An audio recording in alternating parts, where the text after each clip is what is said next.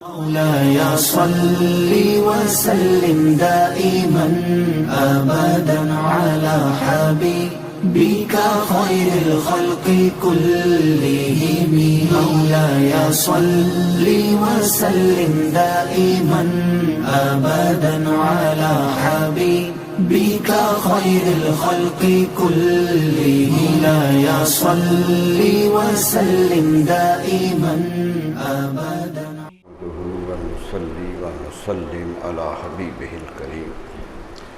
أما بعد فأعوذ بالله من الشيطان الرجيم. بسم الله الرحمن الرحيم.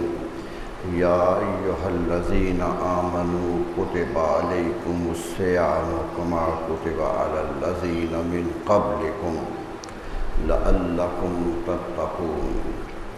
أياما معدودات فمن كان منكم مريضا أو على سفر فعدة من أيام أخر وعلى الذين يطيقونه فدية طعام مسكين فمن تطوع خيرا فهو خير له وأن تصوموا خير لكم إن كنتم تعلمون.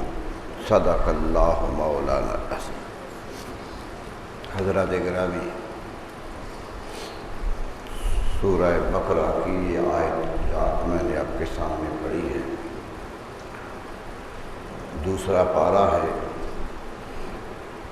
کہ قرآن مجید نے روزوں کا حکم دیا ہے. یہ حکم بہت محبت سے، پیار سے دیا گیا ہے اور اس کی فضیلتوں کا اظہار کیا گیا ہے اور یہ بھی بتایا گیا ہے کہ یہ کن لوگوں پر ہے، کون سے انسان ہیں جنہیں روزہ رکھنا ہے اور کون سے انسان ہیں جنہیں ان سے استثناء حاصل ہے. یعنی سب مسائل کی بنیاد ساری ان آیات میں آ گئی ہے. پہلی بات تو یہ ذہن میں رکھیے گا کہ روزہ فرض ہے مسلمان پر. اسلام قبول کرنے والے پر، ایمان لانے والے پر یہ روزہ فرض ہے. قرآن مجید نے یا ایھا الذین آمنوا کہہ کے بات شروع کی ہے کہ ایمان والو تم پر روزہ فرض ہے. یہ بات بڑی واضح کر دی قرآن نے کہ جو ایمان لے آتا ہے وہ فرائض انجام دیتا ہے، جو حکم ملتا ہے اس پر عمل کرتا ہے. اور اے لوگوں، ہم نے لوگوں کو تو کہا ہی نہیں ہے، ہم نے ساری کائنات کو تو یہ حکم ہی نہیں دیا ہے. حکم دیا ہے تو ایمان والوں کو دیا ہے. اور اگر ایمان کا دعویٰ ہے، اگر سمجھتے ہو ایمان والے ہو، ایمان لائے ہو، اسلام قبول کیا ہے، تو پھر سمجھ لو کہ روزہ تم پر فرض ہے. یہ فیصلہ اب ہر انسان کو خود کرنا ہے کہ وہ روزہ کی فرضیت اپنے اوپر کس حیثیت سے نافذ کر رہا ہے اور کیوں فرض سمجھ رہا ہے. کیوں کہ یہ بات بڑی واضح ہے کہ قرآن مجید نے ایمان کی قید کے ساتھ یہ حکم دیا ہے. دوسری بات جو سمجھنے کی ہے، جو ہمارے عقیدے کا حصہ بنتی ہے، کہ جب ایمان لے آئے ہیں، قبول کر لیا ہے، سر تسلیم خم کر دیا ہے، تو پھر جو بھی حکم آئے اسے مان لینا چاہیے. قرآن مجید نے یہ کہہ کر ایک انتباہ بھی کیا ہے، ایک خبردار بھی کیا ہے کہ لوگوں، ہم نے روزے ایمان والوں پہ فرض کیے ہیں. اب تم رکھتے ہو تو سوچو ایمان والے ہو، اگر نہیں رکھتے ہو تو خود فیصلہ کرو کون. خود فیصلہ کرو کہ ایمان والے ہو یا نہیں ہو، کیونکہ ہم نے تو ایمان والوں پہ روزے فرض کر دیے. تو محسوس ہوا کہ ایمان، روزہ ایک تقاضا کرتا ہے ایمان کا. روزہ پہلے تقاضا کرتا ہے کہ ایمان لے آئے ہو تو اب مجھے تسلیم کرو. محسوس ہوا کہ جو روزہ نہیں رکھتا ہے، روزے سے انکار کرتا ہے، قدرت اشارہ دے رہی ہے کہ وہ ایمان والا نہیں ہے. کیونکہ ایمان والا جب ایمان ہم پہ لاتا ہے، ہمیں پروردگار مانتا ہے، مالک الملک مانتا ہے، قانون دینے والا مانتا ہے، نبی کو بھیجنے والا مانتا ہے، تو اسے تسلیم کرنا ہوگا کہ جو ہم نے کہا ہے وہ مان لیا جائے۔ تو روزے کی فرضیت پر ایمان کی پختگی نہیں، ایمان کی بنیاد کا انحصار ہے۔ ایمان کی بنیاد اس پر ہے کہ لوگ روزہ ایمان والا ہو اور روزے دار نہ ہو، یہ قرآن کے حکم کے مطابق ہو نہیں سکتا، یہ ممکن نہیں ہے۔ ہاں لوگ کہیں گے کہ کچھ مشکلیں آ جاتی ہیں، ایمان تو ہے، مشکلیں آ جاتی ہیں، کوئی روزہ رکھنا ہمارے لیے مشکل کا باعث بن جاتا ہے، یا کوئی ایسے حالات آ جاتے ہیں کہ روزہ نہیں رکھا جاتا۔ تو میرے دوستو یہ بات یاد رکھو، دین آسانیوں کا نام ہے، سختیوں کا نام نہیں ہے۔ الدین یسر، نبی صلی اللہ علیہ وسلم فرمایا تھا میں تو آسان دین لے کے آیا، میں کوئی مشکلات میں لے کے نہیں آیا، میں دنیا میں رہنے کا فن بھی بتا رہا ہوں اور آخرت کا نجات کا بھی طریقہ بتا رہا ہوں۔ یہ نہیں کہ دنیا سے کاٹ کے نجات حاصل کرو، یہ میرا دین نہیں ہے۔ میرا دین یہ ہے کہ جنگ ہو تو بدر کے میدان میں تلوار لے کے بھی آؤ، کوئی غریب کی مدد کی ضرورت ہو تو گھر سے مدد کے لیے بھی نکلو، اگر حق و صداقت کا مارکا آ جائے تو حق کے ساتھ کھڑے ہونے والے بھی بنو۔ یہ نہ کہ پہاڑوں میں جا کے چھپ جاؤ اور کہو کہ جو کچھ ہوتا ہے یہ اللہ کی زمین پہ ہوتا ہے، ہم تو اللہ کی زمین چھوڑ چکے۔ یاد رکھ لیجئے یہ زمین انسانوں کے لیے بچھائی گئی ہے۔ حضرت آدم علیہ السلام سے کہا تھا وَلَكُمْ فِي الْأَرْضِ مُسْتَقَرٌّ وَمَتَاعٌ إِلَىٰ حِینٍ، کہ آدم علیہ السلام اتر جاؤ زمین پر، یہ تمہاری قرار گاہ بھی ہے اور تمہیں روزی دینے کا سامان بھی ہے۔ یہ دو وعدے کیے تھے اللہ تعالیٰ نے آدم علیہ السلام کو بھیجتے کی کہ میں تمہیں ایسی جگہ نہیں بھیج رہا کہ کوئی ایسی سزا دے دی ہے کہ اب تمہیں مشکلات کا شکار کر دیا۔ فرمایا نہیں، جہاں بھیجا ہے وہاں تمہاری قرارگاہ، تمہیں ٹھہرنے کی جگہ بھی ملے گی اور جب تک زندہ رہو گا روزی بھی ملے گی۔ یہ روزی کا سامان، لوگ کہتے ہیں آدم علیہ السلام کو سزا ملی دنیا میں آ گئے، میں کہتا ہوں اللہ کی تو رحمت ہو گئی کہ اللہ کہہ رہا ہے کہ تم گئے نہیں ہو، میں نے روزی کا سامان پہلے کر دیا، میں نے تو اللہ روزی کا سامان پہلے کیا ہوا، تمہارے ٹھہرنے کی جگہ بنائی ہوئی ہے۔ میرے دوستو اس سے بڑا مہمان کیا ہوتا ہے جو آئے تو اس کے لیے کمرہ بھی تیار ہو اور اس کے لیے کھانا بھی تیار۔ تو اللہ نے تو مہمان بنا کے بھیجا تھا کہ دنیا میں جاؤ، یہ میری دنیا بنائی ہوئی ہے، میں نے تمہارے لیے بنائی ہے، اس دنیا میں رہو، اور میں نے تمہیں اکیلا نہیں بنایا ہے، نسل در نسل چلانا ہے، اس لیے نسل کے تقاضے بھی پورے کرو اور ہم وطنوں کے تقاضے بھی پورے کرو۔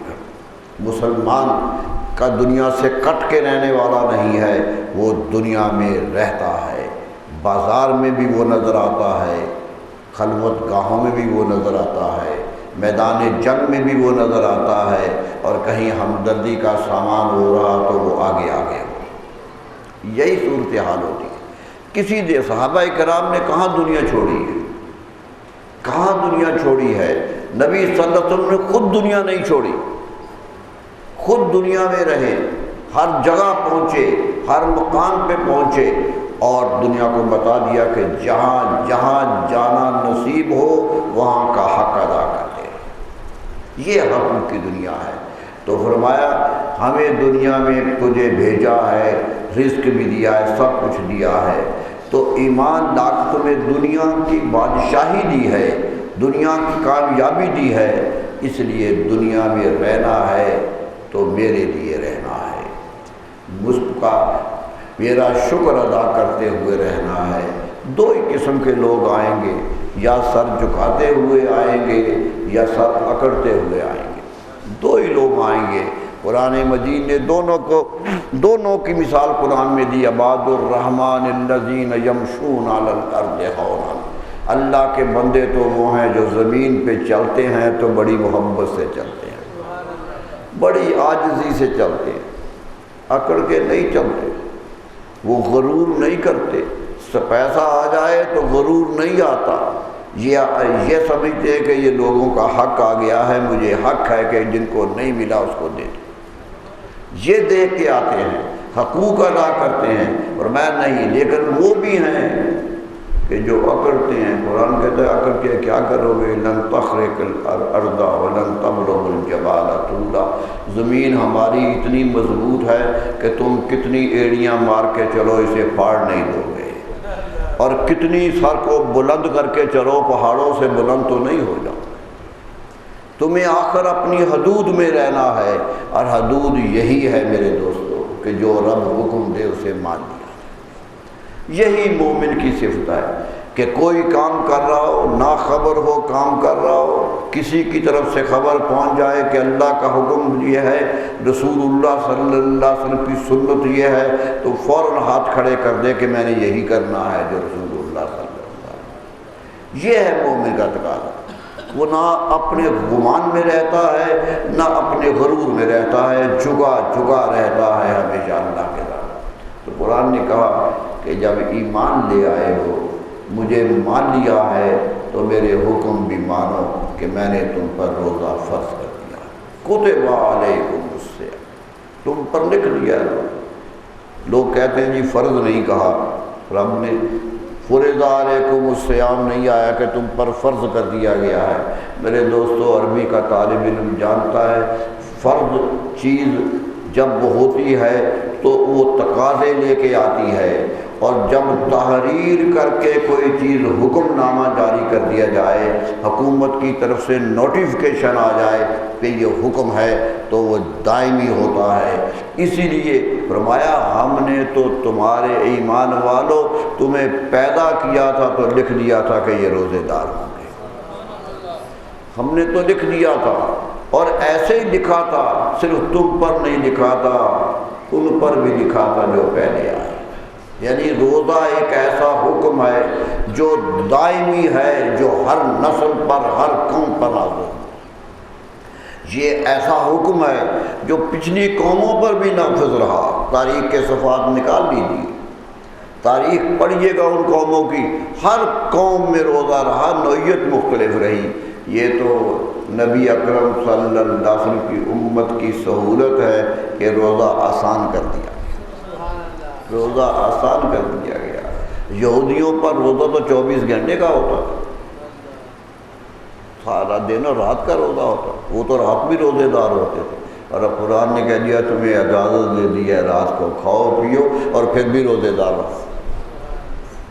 روزہ کھول بھی لو تو پھر بھی روزے دار کہلاؤ۔ یہ تو ہم نے تمہیں شرف دیا ہے، ایک عظمت دی ہے کہ تم صبح کھانا بند کرو، شام کو کھول بھی لو، رات کو بھی کوئی پوچھے تو کہو روزے دار ہے، کیونکہ روزہ تو مسلسل عمل ہے، جب کہا کھا لیا، جب کہا رک دیا، یہی تو حکم ماننا ہے۔ ایک لمحہ آگے نہیں ہوتا سحری کا وقت آ جائے، اگر 2 منٹ بھی بعد میں آدمی کھاتا رہا ہے تو روزے دار نہیں ہو، روزہ نہیں شروع ہوتا۔ حکم ہے اتنا، تعمیل ہے، کھولتے وقت اگر کھلنے سے 10 منٹ 5 منٹ 1 منٹ پہلے بھی کھول لیا تو روزہ خراب ہو گیا ہے۔ فرمایا یہی تو تمہیں سکھانا تھا کہ حکم آ جائے تو عمل کرو، اور حکم واپس لے لیا جائے تو عمل کرو، یہی تابع داری ہے۔ روزہ انسان کی تربیت کرتا ہے، روزہ انسان کی ایسی تربیت کرتا ہے۔ صوفیاء کرام کہتے ہیں کہ روزہ آدمی 1 مہینے میں رکھتا ہے لیکن حقیقتاً پورے سال کا روزے دار ہو جاتا ہے۔ جو حکم آیا ہے وہ اسی وقت مانا، یہ روزے کا تقاضا ہے، اور جب کہا کہ یہ نہ کرو تو وہ اسی وقت کا تقاضا ہے۔ تو معلوم ہوا روزہ رکھنا اللہ کے حکم کا برمحل تعمیل کرنے کا نام ہے، اور جب بھی انسان زندگی میں جس جس حکم کی تعمیل کرتا رہے گا وہ روزے کا علم بردار ہے، وہ روزے دار ہونے کا ثبوت دیتا رہے گا۔ قرآن مجید نے کہہ دیا کہ کتب علی الذین من قبلکم، کیا ایسے فرض کیے گئے ہیں جیسے پہلے فرض کیے گئے ہیں، لیکن یہ بھی گھبراؤ نہیں، بہت نہیں ہے، ایام معدودہ، گنے ہوئے چند دن ہیں، چند دن ہے، گنتی کرتے کرتے گزر جاتے۔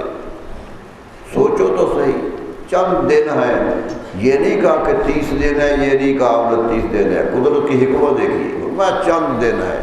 کیوں کہ یہ طے تمہیں نہیں کرنا ہے، یہ ہمارے نظام قدرت نے طے کرنا ہے کہ روزہ کس وقت سے رکھنا شروع کرنا ہے اور کس وقت ختم کرنا ہے۔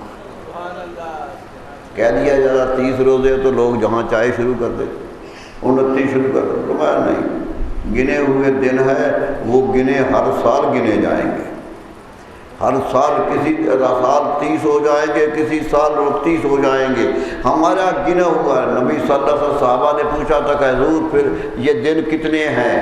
فرمایا رمضان 29 دن کا ہوتا ہے، فرمایا 29 دن کا ہے۔ فَإِنْ غُمَّ عَلَيْكُمْ فَاكْمِلُوا الثَّلَاثِينَ، اگر چاند نظر نہ آئے، یہ نہیں کہ چاند نہ ہو، دیکھیے حدیث کے الفاظ بڑے واضح ہیں۔ آج کہتے ہیں جی چاند تو ہے نظر نہیں آیا اس لیے روزہ رکھ لو یا عید کر لو، یہ فتویٰ دیا جا رہا ہے کہ چاند کہیں نہ تو کہیں، سورج تو کہیں نہ کہیں ہوتا ہی ہے، وہ تو ایک جگہ غروب ہوتا ہے دوسری جگہ نکلتا ہے، وہ تو دنیا کے کسی خطے میں 24 گھنٹے ہی ہوتا ہے، وہ تو غروب ہوتا نہیں۔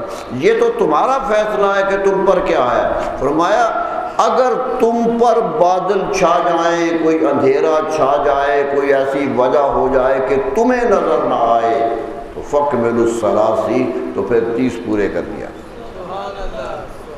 بڑا واضح حکم دیا، بہت کوئی شک و شبہ نہیں رہنے دیا۔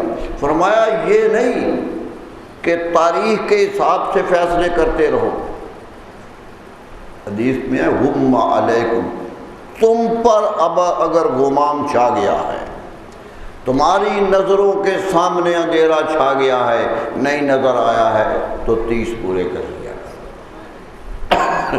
اسلام دین فطرت ہے، کوئی سائنسی کا توجیہات کا دین نہیں تھا کہ سائنسدان ہی کوشش کریں تو چاند کا دریافت کر لیں۔ یہ تو انسان کے لیے ایک عام دین تھا، انسان کی بساط کا دین تھا کہ وہ جو سمجھے وہ کر لے۔ اس طرح جہاں ہے ایک صحرا میں آدمی کھڑا ہے، جہاں کسی آواز بھی نہیں پہنچ رہی، کچھ نہیں پہنچ رہا، وہ اپنا فیصلہ کر لے۔ فرمایا یہاں تک فرمایا کہ نماز پڑھو تو کعبے کو رخ کرو، کرنا ہے نا کعبے کو، فَإِنَّمَا تَوَلُّوا فَثَمَّ وَجْهُ اللَّهِ شطر المسجد الحرام، قرآن کا مسجد حرام کی طرف منہ کرو۔ اب یہ بھی ایک مسئلہ کہ مسجد حرام یہاں سے لائن کھینچے تو سیدھی مسجد حرام تک پہنچے تو نماز ہوتی ہے، کچھ لوگ کہتے ہیں، لیکن اسلام تو بڑا آسان دین ہے۔ ہر آدمی جغرافیہ کیسے پڑھے گا، کیسے لائن کھینچ کے کعبے تک لے جائے گا؟ صحرا میں کھڑا ہے، اسے پتہ نہیں چل رہا کہاں سے ہے۔ قرآن مجید نے بالکل واضح کر دیا کہ یہ بات نہیں ہے۔ ائمہ نے اس پر بڑے اتفاق سے فیصلہ دے دیا کہ کعبے کے اندر ہو تو کعبے کی طرف منہ کر کے نماز پڑھو، مسجد حرام میں کھڑے ہو تو سیدھے، اگر یوں ہو گیا تو نماز نہیں ہوگی، تمہاری نظروں کے سامنے کعبہ رہنا چاہیے۔ اور اگر شہر مکہ میں ہو تو پوری مسجد حرام تمہارے لیے قبلہ ہے، مسجد حرام کی طرف منہ کر لو، نماز ہے۔ کعبہ تو چھوٹا سا ہے، ساری مسجد حرام قبلہ۔ اور فرمایا اگر باہر ہو تو سمت کعبہ ہی ہو جائے، کعبہ ادھر کعبہ ہے ادھر مکہ ہے، منہ کر لو، نماز پھر بھی ہو جائے گی اگرچہ کعبہ سامنے آئے یا نہ آئے۔ کیوں؟ کہ تمہارا رخ دیکھنا ہے کہ ہماری طرف ہے یا نہیں۔ تمہارے جغرافیے کا امتحان نہیں لینا ہے، تمہارے علم کا امتحان نہیں لینا ہے، تمہارے خلوص سے نیت کا امتحان لینا ہے، تم خلوص سے ادھر منہ کرتے ہو یا نہیں کرتے۔ یہی ایک اصول ہے۔ اس لیے فقہاء برملا کہتے ہیں کہ صحرا میں آدمی کھڑا ہے، اسے سمجھ نہیں آ رہی قبلہ کدھر ہے تو سوچے کدھر ہوگا، جو اس کا ذہن فیصلہ کرے ادھر نماز پڑھ لے، نماز ہو جائے گی۔ یہاں تک کہہ دیا کہ نماز پڑھ لی، بعد میں پتہ چل گیا کہ قبلہ ادھر تھا، پھر بھی نماز قضا کرنے کا حکم نہیں ہے۔ کیونکہ قدرت کا فیصلہ یہی ہے۔ یہ ہے اسلام، آسان ہے، مشکل نہیں ڈالتا، نیت خالص ہونی چاہیے کم از کم۔ اس لیے فرمایا کہ ہم نے تم پہ روزہ فرض کر دیا، ایام معدودات، گنے ہوئے دن ہیں، چند دن ہیں گزر جائیں گے، اور پھر 11 مہینے تمہارے لیے وہی زندگی ہوگی جو پہلے گزار گئی۔ اس لیے آسانی ہے میرے دوستو، روزے آئے ہیں، رمضان کا مہینہ، اس سے ثابت نہیں ہوتا کہ یہ روزے کا مہینہ ہے۔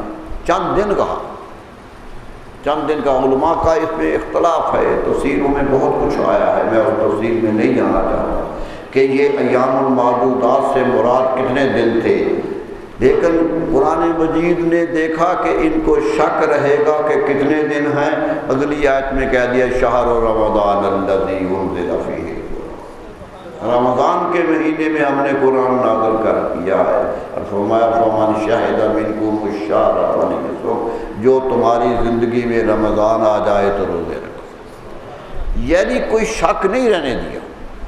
جہاں شک پیدا ہو سکتا کہ دن کتنے ہیں، قرآن نے نام لے دیا مہینے کا، نام لے کے کہا کہ یہ مہینہ ہے، فلیصم ہو، بس اس کے روزے رکھو، حکم دے دیا۔ جب شرط کیا ہے کہ روزے بھی ہو، ایک آدمی شعبان میں ہے روزے میں نہیں ہے تو اس پر فرض نہیں ہے۔ بڑا واضح ہے کہ شاہد منکم الشہر، تم میں سے جو رمضان کا مہینہ پالے، دیکھ لے، زندگی میں آ جائے، اس میں وہ موجود ہو، اس کا وجود رمضان میں، اس پر روزہ ہے۔ جو اس سے پہلے چلا گیا ہے اس پر ہم روزہ فرض نہیں کرتے، اگرچہ 11 مہینے گزار کے گیا۔ یہ ہے سہولت جو اسلام دے رہا ہے۔ فرمایا یہ سہولت ہے۔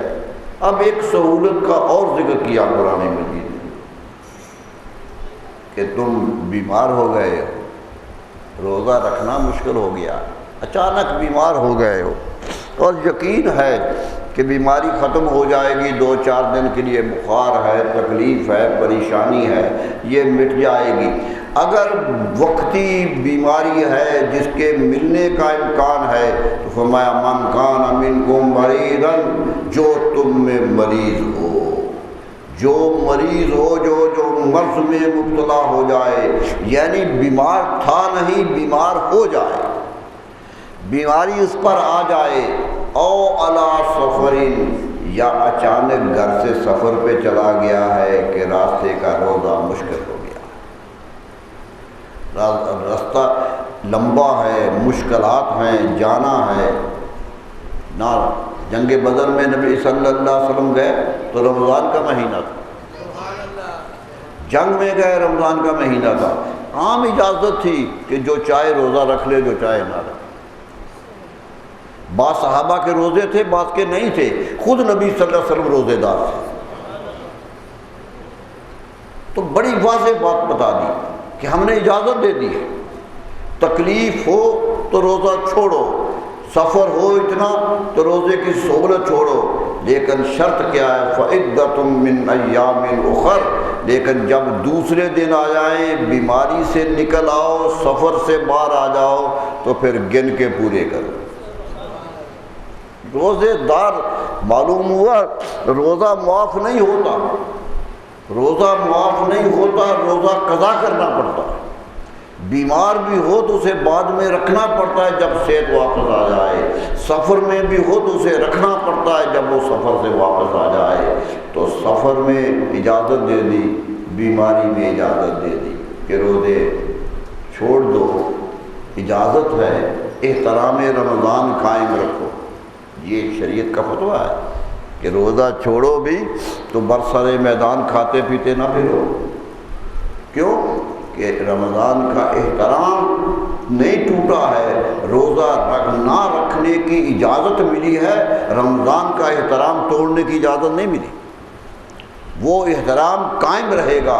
اور کیا کرو دوسرے دنوں میں جب سہولت ہو جائے، اس لیے حکم ہے کہ بیماری سے شفا ہو جائے، یقین ہو جائے جسم ٹھیک ہے تو فوراً روزہ رکھو، کیونکہ اگر خدا نخواستہ زندگی سے چلے گئے اور روزہ نہ رکھا گیا تو وہ روزہ تمہارے ذمے رہے گا۔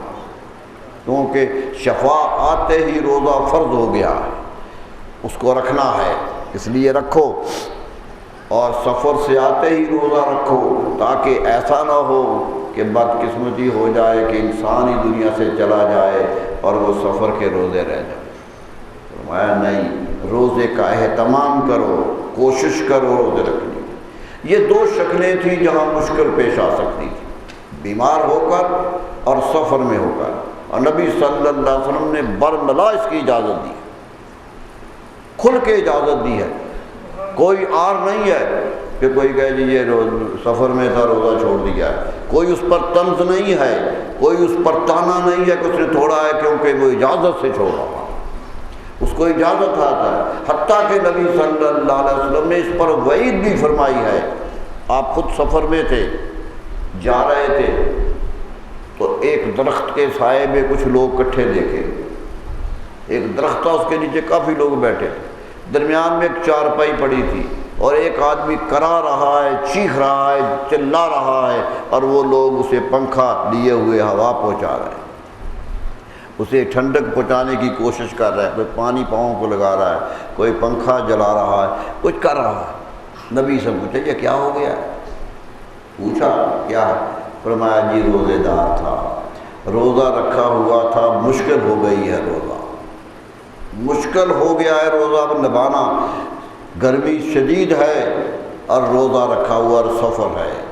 تو فرمایا میرا حکم نہیں سنا، میں نے جو ارشاد کیا تھا وہ نہیں سنا، لیس من البر الصیام فی السفر، فرمایا میں نے کہا تھا کہ سفر میں ہو، مشکل ہو تو جان بوجھ کے روزہ رکھنا کوئی نیکی نہیں،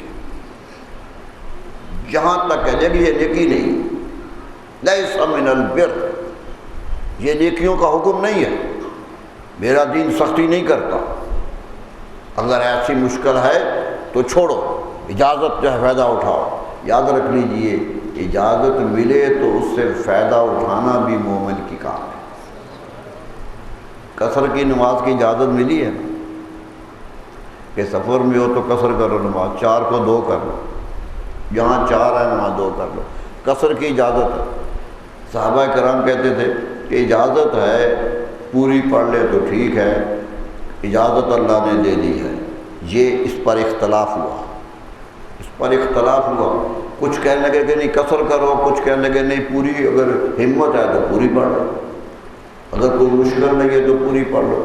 سارے مل کے حضرت عائشہ صدیقہ رضی اللہ عنہا کے پاس گئے، ام المومنین کے پاس گئے کہ ہمارا اس میں اختلاف ہو گیا ہے۔ دیکھیے کتنے نیک لوگ تھے کہ ایک مسئلے کی 2 رائے آ گئی ہیں تو رائے قائم کر کے فساد نہیں پیدا کیا ہے، ام المومنین کے دروازے پہ چلے جا کے پوچھا ہے کہ آپ زوجہ رسول ہیں صلی اللہ علیہ وسلم، یہ حالت ہے، اللہ نے اجازت دی ہے کہ کہا قصر کر لو، حکم نہیں دیا، قصر کرنے کا اجازت دی ہے، تو یہ کہتے ہیں اجازت ہے نہ بھی کرو تو کوئی نہیں، وہ لیا ام المومنین عائشہ جو رازدار نبوت تھی، جو نبوت کے ایک ایک حکم کو سمجھتی تھی، ایک جملہ کہا اور ہمیشہ کے لیے مسئلہ حل کرتی، فرمایا صدقۃ تصدق اللہ بہا فاقبلوا صدقتہ، یہ اللہ کی رعایت ہے جو اللہ نے تمہیں دی ہے، ایک مومن عاجز بنتے ہوئے اللہ کی رعایت کو قبول کر۔ فرمایا فاقبلوا صدقتہ، اس کی صدقہ ہے اللہ کی طرف سے، یہ تمہیں رعایت ملی ہے، اس رعایت کو قبول کرو، اکڑ کے نہ کہو کہ اللہ تمہاری رعایت سے میں فائدہ ہی نہیں اٹھاتا، یہ نہ کرو۔ اس دن سے علماء اہل سنت میں چاروں کے چاروں اس پر متفق ہیں کہ قصر کرنی ہے، قصر کرنا لازم۔ معلوم ہوا کہ ایک اس اجازت جو ہے، جہاں اجازت جس حد تک ہے اسے قبول کرو، اور جہاں حکم ہے اس حکم پر عمل کرو۔ فرمایا فعدۃ من ایام اخر، یہ نہیں کہا کہ وہ روزے آگے رکھ لو، فرمایا جتنے میں ہی دنوں کا رمضان ہوا تھا گن کے اتنے دن پورے کرو، گنو اتنے دن، دوسرے دنوں میں 4 رہ گئے تو 4 پورے کرو، 5 رہ گئے تو 5 پورے کرو، تاکہ جو رمضان کے 29 یا 30 گزرے ہیں تمہارے بھی اتنے ہی ہو جائیں۔ کتنی رعایت ہے؟ دوسرے دنوں میں رکھو، دوسرے دنوں میں پورے کرو اور رمضان کے روزے دار بن جاؤ۔ سردیوں میں جا کے رکھے، کسی اور دن میں رکھے، لیکن ثواب رمضان کا لے گئے، کیونکہ قرآن نے کہا کہ اس کے دن پورے کرو، یعنی دن رمضان ہی کے پورے ہو رہے ہیں۔ تو میرے دوستو، یہ تو اللہ کا کرم ہے اس امت پر۔ لیکن ایک شکل باقی رہ گئی کہ ایسا بیمار جسے صحت کی امید ہی نہ ہو، ایسا بوڑھا جو اب جوانی چڑھے ہی نہ، ایسا کیفیت آ جائے، بیماری ایسی آ گئی ہے کہ کوئی کہتا ہی نہیں ہے واپس آئے گی، یہی کہتے ہیں کہ اسی میں زندگی گزارنی ہے، تو رعایت ہو گئی، تو یہ کیسے عمل کرے؟ فَعِدَّةٌ مِّنْ أَيَّامٍ أُخَرَ پر عمل کیسے کرے؟ اسے تو امید ہی نہیں ہے کہ دوبارہ صحت ملے گی اور روزہ رکھ سکوں گا، تو کیا کرے؟ قرآن مجید نے ایسے لوگوں کو بھی بے سہارا نہیں چھوڑا، حکم دیا اس میں۔ یعنی ایک شکل ہو سکتی تھی جو بیماری کا ایام اخر پہ قضا کرنے کا فیصلہ نہ کر سکتا، فرمایا اس کو بھی ہم فیصلہ کرتے ہیں۔ وَعَلَى الَّذِينَ يُطِيقُونَهُ فِدْيَةٌ طَعَامُ مِسْكِينٍ، فرمایا جو روزے کی ہمت ہی نہ رکھتے ہیں، ہمت ہی ختم ہو گئی، بیمار کی تو ہمت 2-4 دن کے لیے ختم ہوئی ہے نا، بعد میں پھر ہمت آ گئی، رکھ لے گا۔ لیکن ایسا شخص جس کی ہمت ہی نہیں رہی ہے اور آگے بھی ہمت نہیں ہے روزہ رکھنے کی، فرمایا اس کا بھی حکم دیتے ہیں، فدیۃ طعام مسکین، وہ ایک مسکین کو کھانا کھلا کر اپنے روزے کا فدیہ دیتے، اپنے روزے کا فدیہ دے دے کہ وہ کسی کو اپنی جگہ روزہ رکھوا دے، کسی کے لیے عطا کر دے۔ میرے دوستو سوچ لیجئے رعایت کہاں تک ہے؟ فرمایا کسی کو رکھوا دو۔ مقصود قرآن مجید کا یہ ہے کہ تم روزے میں رہو، ایمان والے ہو، روزہ رکھو، سفر میں ہے تو چھوڑو، لیکن اس خیال سے چھوڑو کہ رکھنے ہیں، اگر بیمار ہو تو چھوڑنے کی اجازت ہے، مگر ذہن میں تصور رہے کہ روزہ ہے اور روزہ رکھنا ہے، روزے کی فرضیت پہ شک نہ آئے، یہ شک قائم نہ ہو، یقین رہے کہ روزہ رکھنا ہے، اور اگر بالکل ہمت نہیں ہے تو پھر کسی کو روزہ رکھو، پھر بھی تمہیں یقین رہے کہ میرا کوئی روزہ رکھ رہا، پھر بھی تم روزے کی حالت محسوس کرو۔ یہ 3 شکلیں ہیں جو قرآن مجید نے بیان کر دی۔ فرمایا فدیہ دے دو، یا وَمَن تَطَوَّعَ خَيْرًا فَهُوَ خَيْرٌ لَهُ، جو اس سے زیادہ دے دے وہ اللہ کے لیے نزدیک بہت بہتر ہے۔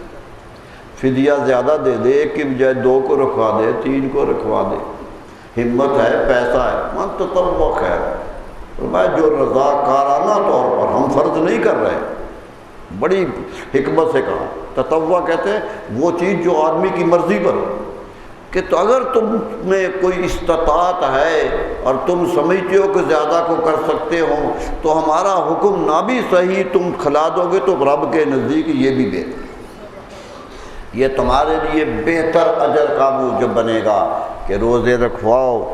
رسول اللہ صلی اللہ علیہ وسلم فرماتے ہیں کھجور کی ایک چھوٹی سی کاش لے کر بھی کسی کا روزہ کھلواؤ، روزہ رکھواؤ، تو وہ بھی اللہ کے ہاں ثواب ہے، کیونکہ تم شریک ہو رہے ہو اس نیک عمل میں، شریک ہونا ہے۔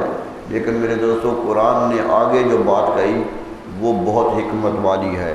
قرآن کہتا ہے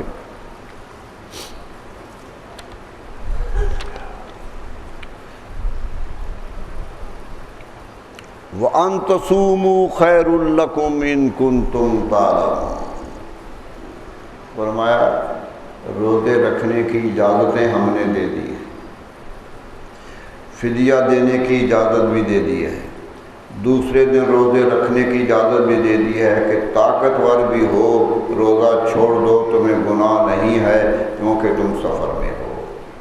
لیکن فرمایا ان تصوموا خیر لکم، ہمیں روزہ بڑا پسند ہے، اگر روزہ رکھ لو تو یہی تمہارے لیے بہتر ہے۔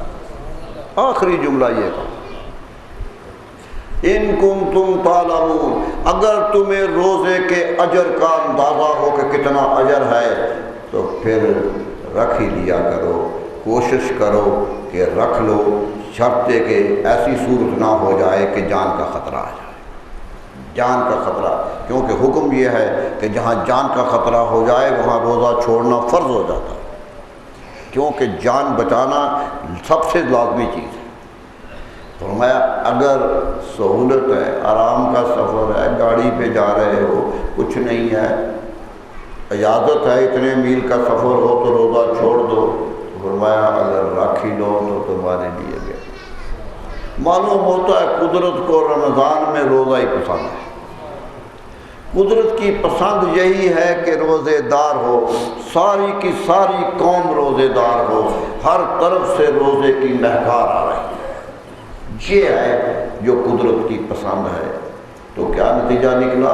رمضان میں مومن روزہ رکھتے ہیں، مسافر ہوں تو قضا کرتے ہیں، بیمار ہوں تو قضا کرتے ہیں، شیخ فانی ہوں مشکلات آ جائیں تو فدیہ دیتے ہیں۔ ان تینوں شکلوں کے علاوہ اگر کوئی روزہ دار نہیں ہے تو قرآن کہتا ہے وہ ایمان سے نہیں ہے، اس کا ایمان کا دعویٰ غلط دعویٰ ہے۔ ہمارے ہاں تو مفسرین بھی ایسے پیدا ہو گئے۔ میں ایک مفسر کو پڑھ رہا تھا، نام نہیں بتاؤں گا، بڑا نام ہے اس کا، بڑا دھڑکا ہے، بڑا علم کا شعرا بھی ہے۔ وہ کہتا ہے کہ جی یہ جو بوڑھے ہوتے ہیں ان کو تکلیف ہوتی رہتے ہیں، اس کو اجازت ہے، تو فرمایا ہم تو جوانوں کو بھی دیکھتے ہیں کہ بعض جوان بھی روزہ رکھتے ہوئے تکلیف محسوس کرتے ہیں۔ معلوم ہوتا ہے کہ جوانوں کو بھی وہ اجازت دے رہا ہے کہ ذرا مشکل ہو۔ میرے دوستو روزہ محسوس نہ ہو تو روزہ کیا ہے؟ روزے کا احساس نہ ہو۔ آدمی نماز میں کھڑا ہو اسے احساس ہی نہ ہو میں نماز میں کھڑا ہوں تو نماز کیا ہے؟ فرض تو اپنا احساس دلاتا ہے، فرض اپنا احساس، نماز اپنے قیام کا احساس دلاتی ہے، حج اپنے قیام کا احساس دلاتا ہے، زکوٰۃ جب پیسے نکلتے ہیں تو احساس ہوتا ہے کہ میں نے کمایا ہے، محنت کر کے جائز ذریعے سے کمایا لیکن دے رہا ہوں۔ تکلیف ہوتی ہے یا نہیں ہوتی؟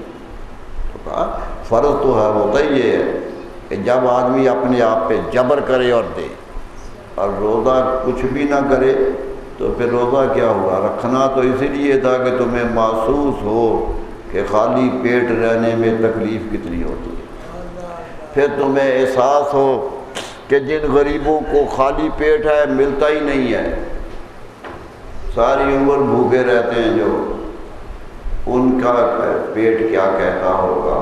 اگر تمہیں یہ احساس ہو گیا ہے تو کوشش کرو اپنے اس احساس سے ان بھوکے پیٹ والوں کا احساس پیدا کرو۔ قرآن مجید نے بڑا واضح کہا کہ یاد رکھ لو روزہ، صوفیہ کرام کے ہاں تو روزے کے بغیر منازل طے ہی نہیں ہوتی۔ وہ تو کہتا ہے کوئی آدمی رفت پاتا ہی نہیں، جس کو منزلت ملی ہے روزے سے ملی ہے۔ حضرت موسیٰ علیہ السلام کوہ طور پہ گئے تو قرآن نے کہا روزے رکھ کے آؤ، قدرت کا حکم آیا کہ روزے رکھ کے آؤ۔ کیوں کہ روزہ دنیا سے کٹنے کا نام ہے، دنیا کے واجبات سے کٹ کر اللہ کے ہو جانے کا نام ہے، اور جب تک حوائج سے کٹے گا نہیں اللہ کا ہو نہیں سکے، اللہ کا احساس۔ فرمایا دیکھ لو مجھے بھی، میں کہتا ہوں میرے جیسے ہو جاؤ۔ قرآن کا صبغۃ اللہ وما احسن من اللہ، اللہ کا رنگ ہی بہتر ہوتا ہے۔ اللہ کی مرضی کے مطابق چلنے کی کوشش کرو۔ تو فرمایا میں تو کھاتا نہیں ہوں، چند دن تم بھی کھانا چھوڑ کے دیکھو تو صحیح میرے بارے میں، پھر تمہیں سوچنے کا موقع ملے۔ صوفیہ کہتے ہیں اللہ کی سوچ روزے سے ہی پیدا ہوتی ہے، سوچ ہی روزے سے پیدا ہوتی ہے کہ وہ سوتا نہیں ہے، تم بھی جاگ کے کھڑے ہو جاؤ، بوڑھے ہو جوان ہو پیچھے کھڑے ہو اور قرآن سن رہے ہو، کیا منظر ہوگی، کیا دنیا۔ ٹھیک ہے مشکلات جس کو ہیں، تکلیف ہے، بیٹھ کے پڑھ لے، اگر بہت مشکل ہے تو وہ بھی قدرت نے اجازت دی ہے، لیکن آدمی کو یہ احساس رہنا چاہیے کہ اسے اللہ نے صحت دی ہے تو وہ بیماری کا بہانہ نہ کرے۔ یہ بہت خطرناک بات ہے، بہت مشکل بات ہے۔ کئی واقعات تاریخ میں ہیں۔ نبی صلی اللہ علیہ وسلم مجلس میں بیٹھے کھانا کھا رہے تھے، ایک صاحب سامنے بیٹھے، وہ بائیں ہاتھ سے کھا رہے، آپ نے دیکھ لیا، فرمایا میں نے حکم دیا تھا کہ دائیں ہاتھ سے کھایا، میرا حکم ہے کہ یاد رکھو کل بیمینک وکل مما یلیک، دائیں ہاتھ سے کھایا کرو اور قریب سے کھایا کرو، دور دور پلیٹوں میں ہاتھ نہ مارا۔ یہ آداب سکھائے تھے۔ اب انسان کی فطرت ہے نا، وہ اپنی کمزوری نہیں، کہتے تھا کہ یا رسول اللہ غلطی ہو گئی ہے، معافی مانگتا ہوں، تو بات ختم ہو گئی۔ اب یہ کہنا انسان کے لیے بڑا مشکل ہوتا ہے، غلطی کرے تو دلیل دیتا ہے، دلیل دیتا ہے۔ اس لیے نبی صلی اللہ علیہ وسلم نے فرمایا تھا، صحابہ نے کہا تھا یا رسول اللہ اللہ سے معافی مانگے تو اللہ معاف کر دے گا۔ فرمایا العفو عن المقر ولا عن المصر، اللہ اس کو معاف کرتا ہے جو گناہ کا اعتراف کر لیتا کہ یا اللہ غلطی ہو گئی ہے۔ فرمایا اس کو معاف نہیں کرتا جو گناہ پر اصرار کرتا ہے، جو گناہ کو گناہ ہی نہیں سمجھتا اس کی دلیلیں دیتا۔ سر جھکاؤ اس کے سامنے۔ چاہیے تھا اسے کہنا کہ یا رسول اللہ غلطی ہو گئی، نہیں کہا کہ یا رسول اللہ میرا دایاں ہاتھ کچھ ٹھیک نہیں تھا اس لیے بائیں سے کہا تھا، یعنی دلیل دینے کی کوشش کی۔ نبی رحمت صلی اللہ علیہ وسلم جو ہمیشہ ہی رحمت بانٹتے رہے، جو رحمتیں ہی بکھیرتے رہے، ان کی زبان مبارک سے نکلا کہ اچھا ایسا ہی ہو۔ صحابہ کہتے دایاں ہاتھ مارا گیا، دایاں ہاتھ شل ہو گیا کہ بہانے کرتے ہو، اور بہانے بھی اس نبی رحمت کے سامنے جو سب کچھ تمہارا جانتے ہیں۔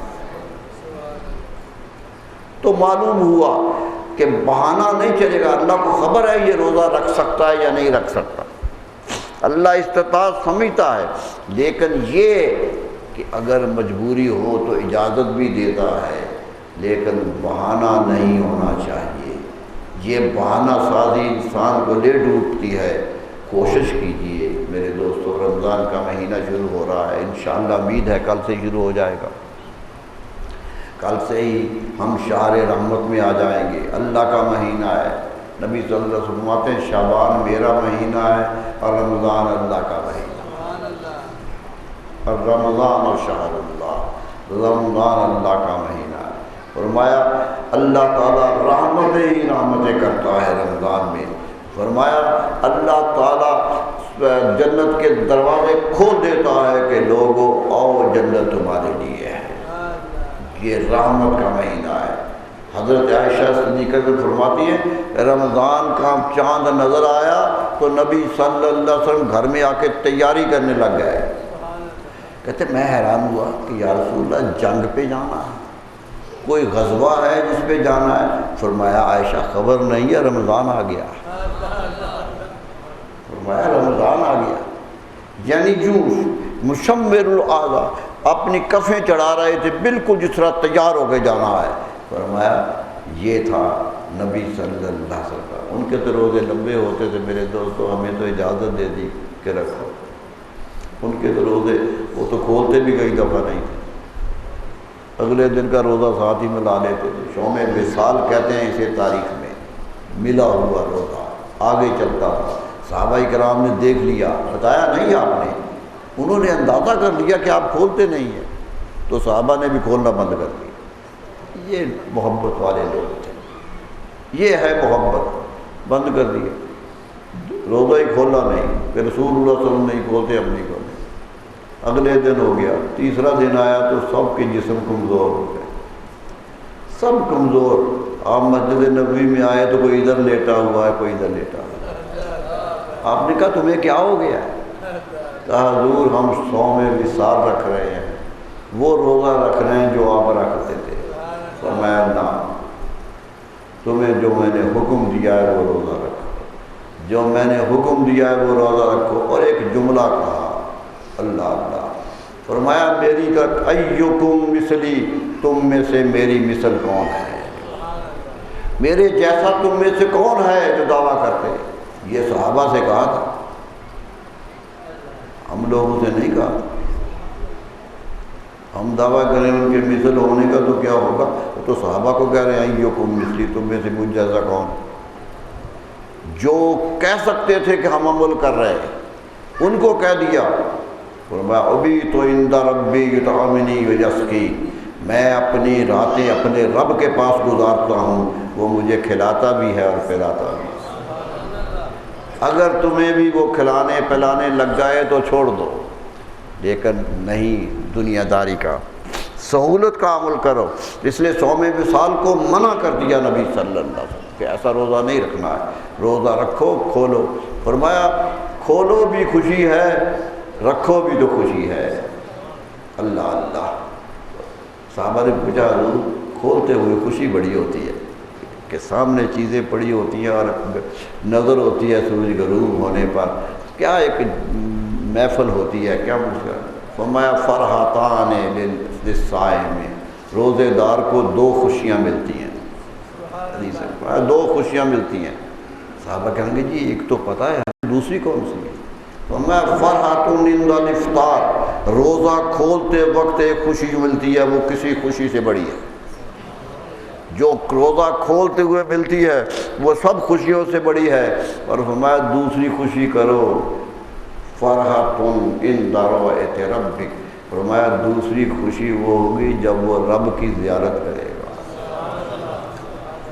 کہ روزہ دار کو قدرت کہے گی میں ضعف۔ اس لیے حدیث میں آیا صوم لی وانا اجزی بہی، اللہ کہتا ہے روزہ میرے لیے رکھتے ہو تو اس کی جزا بھی میں کوئی اور چیز نہیں دوں گا، خود اپنے آپ کو دوں گا، جزا بھی میں دوں گا، کیونکہ تم نہ دیکھتے تھے مجھے، نہ محسوس کرتے تھے، کوئی دنیا والا دیکھنے والا بھی نہیں تھا، اپنی تنہائیوں میں مجھے یاد کرتے تھے اور اعتماد رکھتے تھے کہ میں ہوں، مجھے اتنا تم نے دیکھا ہے کہ بغیر دیکھے بھی ایمان لائے ہو، تو اس لیے تمہارا حق بنتا ہے کہ میں تمہارے سامنے آ جاؤں۔ فرمایا روزے دار کو قیامت کے میدان میں سب سے بڑھ کر جو بڑا شرف ملے گا وہ زیارت الہی ہوگی، وہ رویت ہوگی اللہ تعالیٰ کی۔ میرے دوستو ساری عمر صوفیہ محنت کرتے ہیں کہ رب نظر آ جائے، اور جس کو یقین دلایا کہ ضرور نظر آ جائے گا وہ کام کیوں نہ کرے، یقین دلایا ہے کہ یہ رکھو گے تو آئیں گے۔ میرے دوستو روزے آ رہے ہیں، رکھو، دوسروں کو رکھواؤ، جو نہیں رکھ سکتا، جو مشکلات میں ہے، کھولو اپنے ہاتھوں کو، اپنے ہاتھوں کو سخی بناؤ، اپنے آپ پر کچھ نہ کچھ بھی ہے تو آگے کرو۔ وہ سوچو تو صحیح، نبی صلی اللہ علیہ وسلم ام المومنین فرماتے ہیں کئی دن ایسے بھی آتے تھے کہ صرف پانی کے گھونٹ سے روزہ کھولتے تھے، کوئی اور چیز کھانے کو نہیں ہوتی، یہ حالت تھی۔ ہمیں تو اللہ نے دیا، اگر 4 کھجوریں دی ہیں تو اگر 2 کسی کو دے دو گے تو ایک روزے کا ثواب لوگے، ایک اللہ سے اجر بھی لوگے۔ مجھے یقین ہے کہ سب مسلمان اللہ کے بندوں پر شفقت کریں گے اس روزے میں، اور کوئی گھر غربت کے ہاتھوں مجبور نہیں رہے گا، سب کچھ ہوگا۔ اپنے جتنی استطاعت ہے ساتھ لے کے چلو، دیکھو لوگوں کو، یہ خیرات کا مہینہ ہے، سخاوت کا مہینہ ہے، اللہ کی طرف سے بخشش کی خیرات آ رہی ہے، اپنی بخششوں کے دامن کھولو اپنے دامنوں کو، ہر ایک پر کرم کرو، جس کو مجبور دیکھو اسے دسترخوان کرو۔ حضرت ابراہیم علیہ السلام کے بارے میں نبی صلی اللہ علیہ وسلم فرماتے ہیں کہ میرے دادا ابراہیم اتنی سخاوت کرتے تھے کہ کھانے کا شام کا وقت ہوتا تھا تو باہر نکل جاتے تھے کہ کوئی مسافر کوئی غریب نظر آ جائے تو میں ساتھ گھر لے آؤں۔ فرمایا گھر لے آؤں، فرمایا کبھی کبھی کوئی فقیر ملتا نہیں تھا تو 3 میل تک چلے جاتے تھے کہ کوئی مل جائے۔ کے فرماتے تھے دسترخوان پہ بیٹھ کے اکیلے کھانا اچھا نہیں لگتا، اللہ کا کوئی بندہ آ جائے تو میرے دوستو وہ برکتیں ہوتی ہیں، وسعتیں ہوتی ہیں، اللہ تعالیٰ بہت کچھ دے گا۔ بس رمضان میں ہاتھ کھولو، رمضان میں دامن کرم پھیلاؤ، لوگوں تک پہنچاؤ۔ اللہ تعالیٰ ہمیں توفیق دے کہ ہم اس طرح کے نیک کام کرتے رہیں۔ کم از کم رمضان میں تو سب محسوس کریں کہ ہم بھوکے نہیں ہیں، کم از کم ہر محلہ ہر جگہ محسوس کرے کہ ہم بھوکے نہیں ہیں۔ اللہ تعالیٰ ایسی کرم کرے۔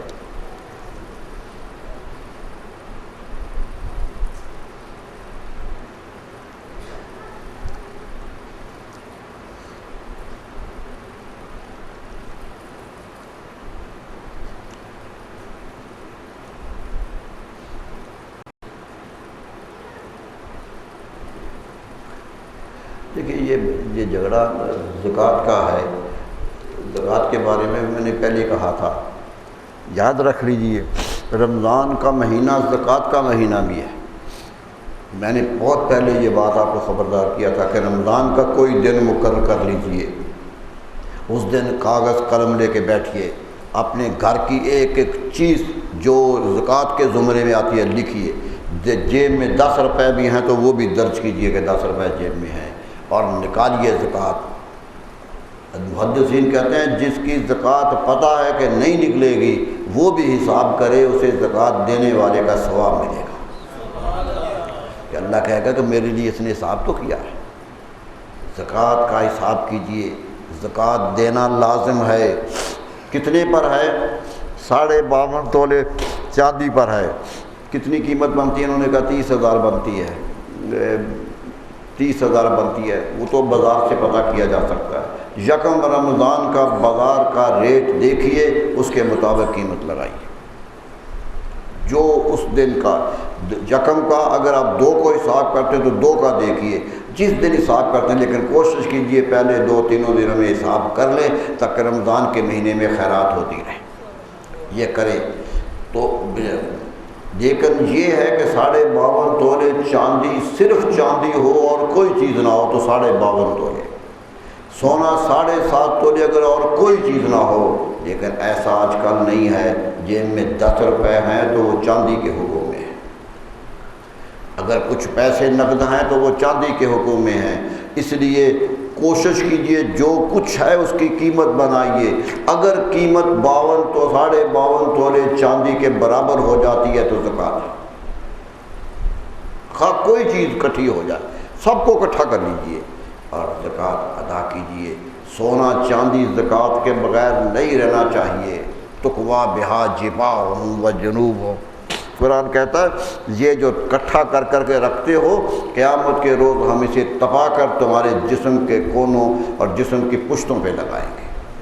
فرمایا جمع مالا وعددہ یحسب ان مالہ اخلدہ، مال جمع کرتے ہیں اور گن گن کے رکھتے ہیں اور گمان یہ کرتے ہیں کہ یہ مال ہمیشہ رہے گا۔ یہ دنیا کا مال ہے، دنیا میں ہی رہ جانا ہے۔ وہی آدمی عزت والا ہے جو پیسہ تو نہیں رکھتا تھا لیکن لوگوں کے کندھوں پہ عزت سے گیا، وہی ہے۔ یہ کیا تھے؟ داتا صاحب کے پاس کتنے پیسے تھے جب فوت ہوئے؟ وہ تو کہتے کفن کا کپڑا بھی نہیں تھا،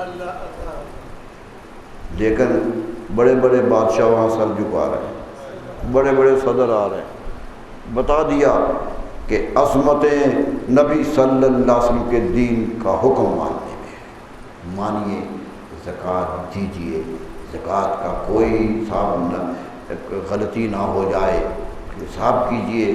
آتی ہے تو حضور یہ کہتے 30,000 روپے بنتی ہے، اگر 30,000 بنتی ہے، گھر میں جتنی مالیت کی چیزیں ہیں اگر 30,000 کی بنتی ہیں تو زکوٰۃ دیجیے۔ کتنی ہے؟ 30,000 میں 7.5 روپے بنے گی۔ تو میرے دوستو کیا مسئلہ ہے، کتنی مشکلات۔ اگر لاکھوں ہیں تو پھر بڑی بنتی ہے، اگر تھوڑی ہے تو زکوٰۃ بھی تھوڑی بنتی ہے۔ 40واں حصہ ہے، 100 میں سے 2.5 روپے دینے ہیں صرف۔ تو کوشش کیجئے، اللہ تعالیٰ توفیق دے، اللہ تعالیٰ یہ آدمی کو ہمت دے کہ یہ مہینہ زکوٰۃ کا مجھے اچھا ہوا یاد کرا دیا۔ یاد کریے کہ کل پہلی ہے، کوشش کیجئے کہ سب قلم دوات لے کے بیٹھے اور اپنے مال کا حساب کریں۔ پھر یہ بھی خیال ہو جائے گا کہ یہ اللہ نے دیا ہے، اللہ کی طرف سے زکوٰۃ نکال دی ہے، باقی میرے لیے پاک ہو گیا ہے۔ پاک زکوٰۃ کا معنی ہی پاک کرنے والا ہوتا ہے۔ پاک ہو، اپنے مالوں کو پاک کیجئے، دیجئے۔ کن کو دیجئے؟ قرآن مجید نے 8 باتیں کہی ہیں، 8 افراد کا نام دیا ہے کہ ان کن کو زکوٰۃ دیجئے۔ انشاءاللہ ذکر کریں گے۔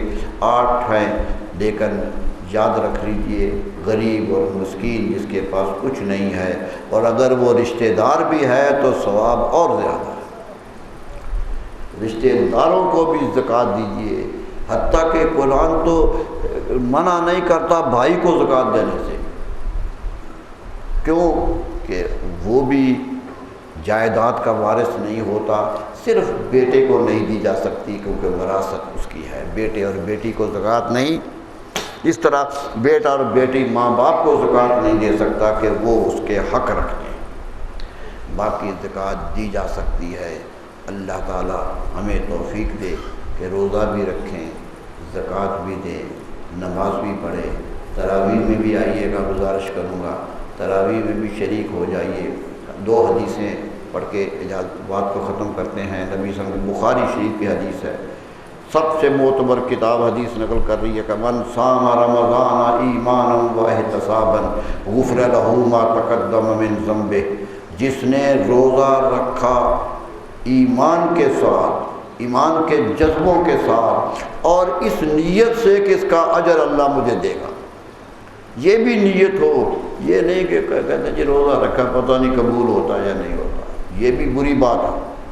روزہ رکھا ہے اہتمام سے رکھیے اور یقین رکھیے کہ اللہ قبول کرے گا، یقین کے ساتھ۔ فرمایا من صام رمضان ایمانا و احتسابا، جس نے ایمان اور احتساب کے لحاظ سے روزہ رکھا، غفر لہ ما تقدم من ذنبہ، اس دن تک جتنے پہلے گناہ کیے تھے اللہ نے سب معاف کر دیا۔ اتنی بخشش ہے۔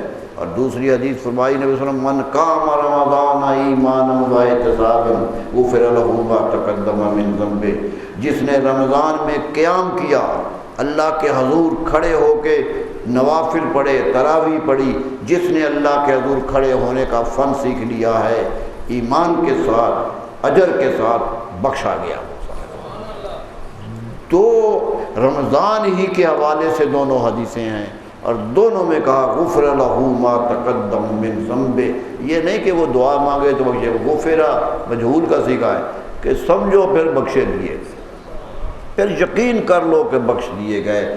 جو بھی پہلے گناہ ہوئے تھے، اللہ تعالیٰ سے دعا ہے کہ اللہ ہمیں توفیق دے کہ نماز بھی پڑھے، زکوٰۃ بھی ادا کرے، روزہ بھی رکھے۔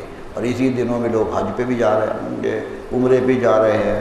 یہ تو رمضان کا عمرہ تو حج ہوتا ہے۔ نبی صلی اللہ علیہ وسلم فرمایا تھا رمضان کا عمرہ کا ثواب حج کا ثواب۔ تو یہ بھی ایک سعادت مل رہی ہے۔ تو ساری سعادتیں پانچوں کے پانچوں رکن اکٹھے ہو رہے ہیں رمضان میں، اس لیے اس کی عزت کیجیے۔ اللہ تعالیٰ سب کو توفیق دے کہ اس کی عزت کے ساتھ استقبال کرے رمضان مبارکہ۔ وآخر دعوانا الحمدللہ۔ مولاي صل وسلم دائما أبدا على حبيبك